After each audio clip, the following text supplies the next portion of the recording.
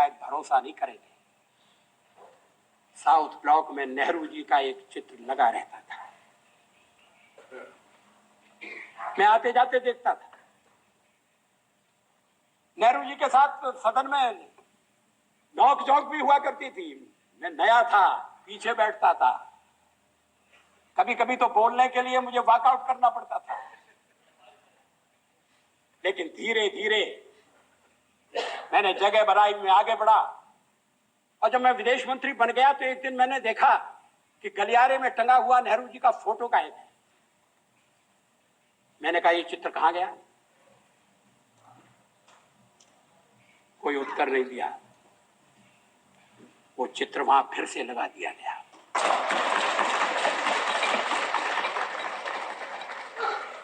क्या इस भावना की कद्र है? क्या देश में ये भावना पनप है? ऐसा नहीं है कि नेहरू जी से मतभेद नहीं थे, और मतभेद चर्चा में गंभीर रूप से उभर कर सामने आती थी।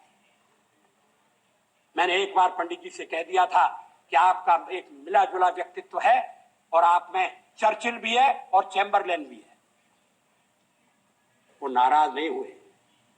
शाम को किसी बैंक्वेट में मुलाकात हो गई और उन्होंने कहा, आज तो बड़ा जोरदार भाषण दिया है, और हंसते हुए चले गए। आजकल ऐसी आलोचना करना दुश्मनी को दावत देना। लोग बोलना बंद कर देंगे। क्या एक राष्ट्र के नाते हम मिलकर काम नहीं कर सकते? क्या एक राष्ट्र के नाते हम सब आने वाले संकटों का सामना नहीं कर सकते? एक शताब्दी खत्म हो रही है, दूसरी शताब्दी दरवाजे पर खड़ी है। अगर हमें छोड़कर आप कोई नया प्रयोग करना चाहते हैं, मुझे कोई आपत्ति नहीं। लेकिन हम जो प्रयोग कर रहे हैं, उस प्रयोग को आप सफल होने दें, ये मैं आपसे अनुरोध जरूर करना चाहता हूं।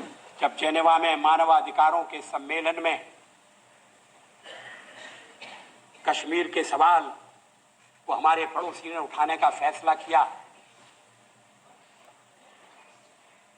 तो फिर उस समय के प्रधानमंत्री श्री नरसिंह राव की नजर मेरे ऊपर गई कि मैं वहां जाकर भारत का प्रतिनिधित्व करूं। हमारे पड़ोसी देश के लोगों को बड़ा आश्चर्य हुआ, वहां के नेताओं को बड़ा ताज्जुब हुआ। किसी नेता ने कहा भी